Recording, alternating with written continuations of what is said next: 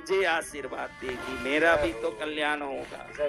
माँ सोचेगी कि इसने ही तो ये सब मेहनत किया भाई, फोन किया और इनको तो 2 बजे ही भेज दिया, जाओ भोजन करो भोजन करो। और हम उधर तप तुपा के इधर आके चिल्लाते, अभी तप तुपा के वापस हवन में बैठेंगे, फिर 11 बजे तक यहाँ तप तुपा के रात में वापस साधना में जाएंगे। ये रोज का जंजाल किस लिए? मुझे मालूम है कि ये जंजाल करूंगा तो संसार का जंजाल निकल जाएगा मेरे से। क्या होगा? जयकारा गुरुदेव का, जंजाल ही मिटने वाला है। चलो अभी भाव से, भक्ति से, आनंद से नेमिनाथ भगवान उनके चचेरे बेटे भाई कृष्ण हुए। कौन? कृष्ण। हाँ, दोनों का बड़े पिता छोटे पिता के भाई।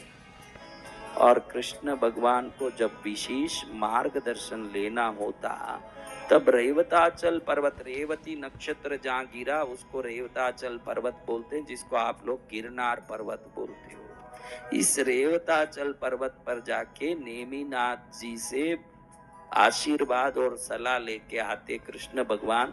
जरासंध के युद्ध में भी नेमिनाथ भगवान ने कृष्ण भगवान को मार्गदर्शन और आशीर्वाद दिया। ये एक विशेष कृपा है कि हमारे पास ऐसे दुर्लभ कृपा वाली शक्तियां हैं जिनसे कृपा बरस रही है और श्रावण सिद्ध हो रहा है। जय हो। क्या हो रहा है? श्रावण सिद्ध हो रहा है भगवान। चलो अब एक एक कमल चढ़ाना है। विष्णु भगवान को कमल हाथ में लिए हैं, उनको प्रिय है कमल और तुलसी।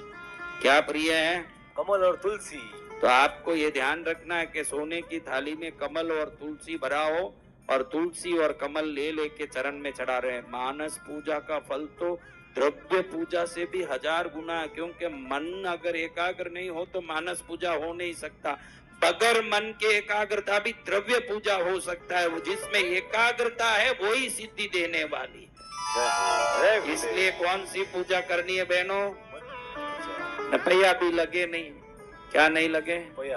1 पैसा लगे नहीं, फोकट में आनंद। आहा, अभी बोलो कि आप सबको एक एक सोने की थाली लाओ, यहाँ से भाग जाएं, कल देखे कि पूरी सभा खाली पड़ी है। और फोगट में मन में सोचे कि सोने की थाली, इस तो हीरे की थाली भी सोचे बैठे बैठे फोगट में। सब सोचने में मजा आता है, कितना मजा नहीं आता। हाँ, आनंद ही आनंद। तो अभी सोने की थाली में क्या क्या लेना है?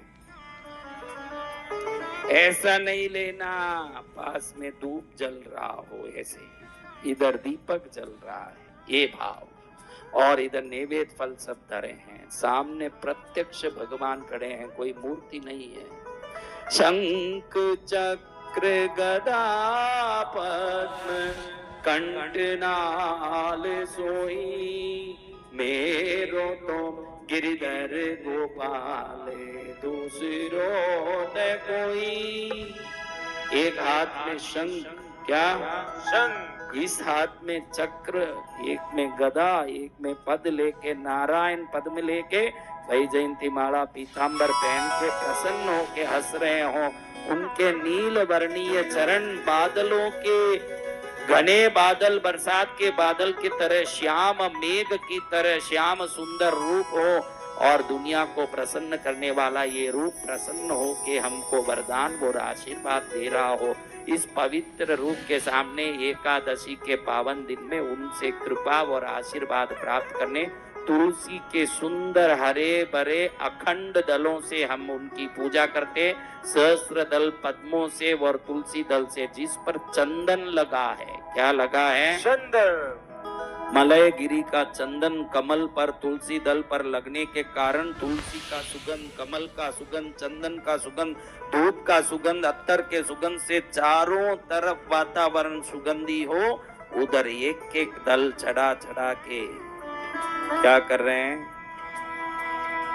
आनंद की बरसात कर रहे हैं। क्या कर रहे हैं? आनंद की बरसात। अच्युतम केशवम कृष्ण दामोदरम राम नारायणम जानकी वल्लभम।